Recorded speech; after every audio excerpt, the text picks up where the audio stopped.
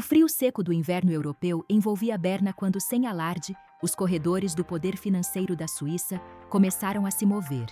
Não houve sirenes, não houve coletivas improvisadas, não houve discursos inflamados. Apenas documentos sendo assinados, comunicações discretas entre bancos, autoridades e diplomatas.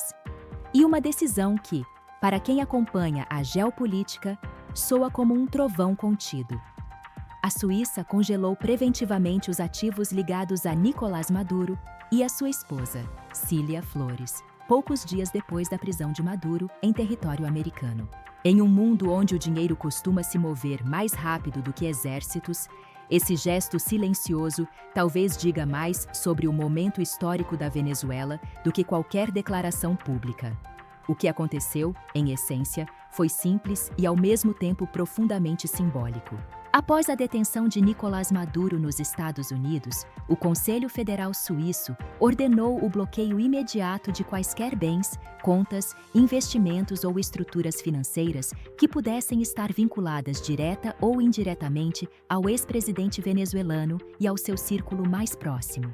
A decisão foi descrita oficialmente como preventiva, mas no vocabulário da diplomacia internacional, isso significa que a Suíça não apenas reconhece a gravidade do processo judicial em curso, como também se posiciona para evitar que recursos potencialmente ilícitos desapareçam nas dobras do sistema financeiro global. A narrativa de centro, apresentada por veículos como a Euronews, foi marcada por uma linguagem técnica quase clínica. A Suíça, segundo essa abordagem, estaria apenas cumprindo seus compromissos internacionais no combate à lavagem de dinheiro e ao financiamento ilícito, agindo em consonância com tratados e práticas multilaterais.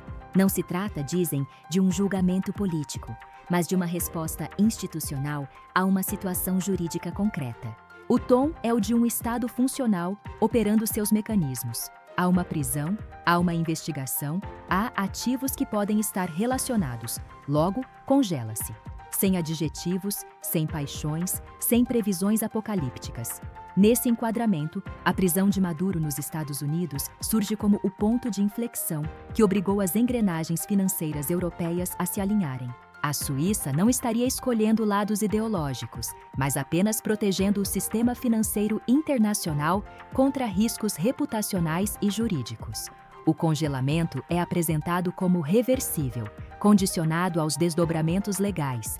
Se as acusações se confirmarem, os ativos podem ser confiscados, se não, podem ser liberados.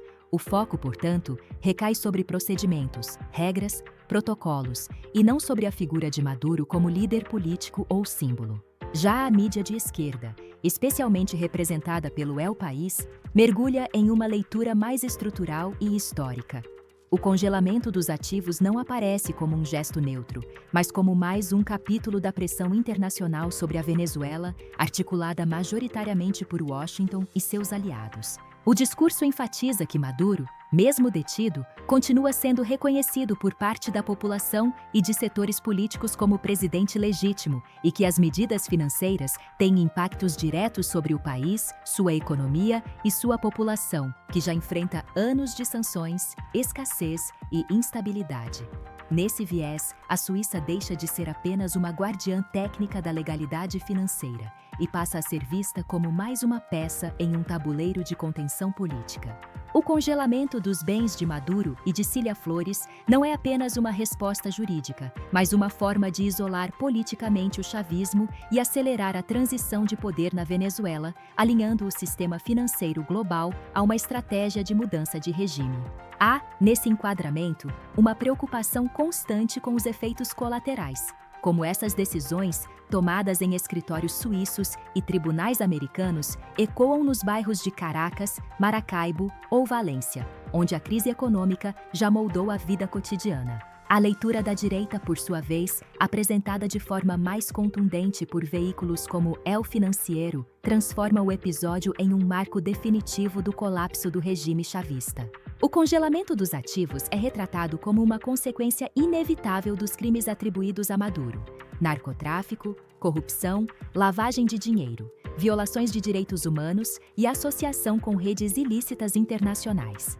Aqui, a narrativa abandona a cautela técnica e assume um tom quase épico.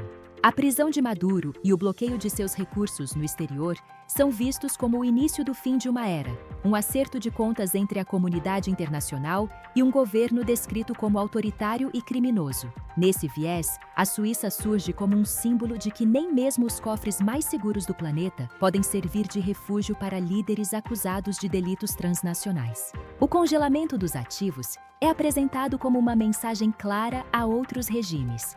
A era da impunidade financeira está se encerrando. A direita também destaca a dimensão pessoal da medida, ao incluir Cília Flores, sugerindo que a rede de enriquecimento ilícito do chavismo não se limitava a estruturas de Estado, mas envolvia diretamente a família presidencial.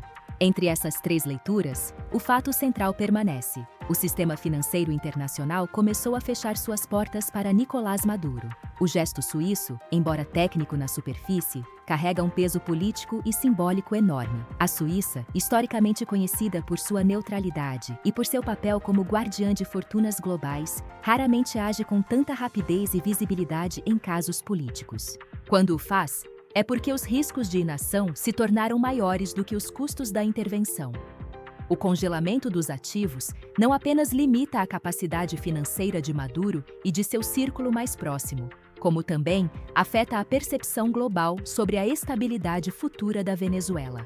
Investidores, governos e organismos multilaterais passam a operar com a premissa de que o antigo regime pode não ter mais condições de recuperar o controle do Estado e que uma transição, negociada ou não, tornou-se mais provável.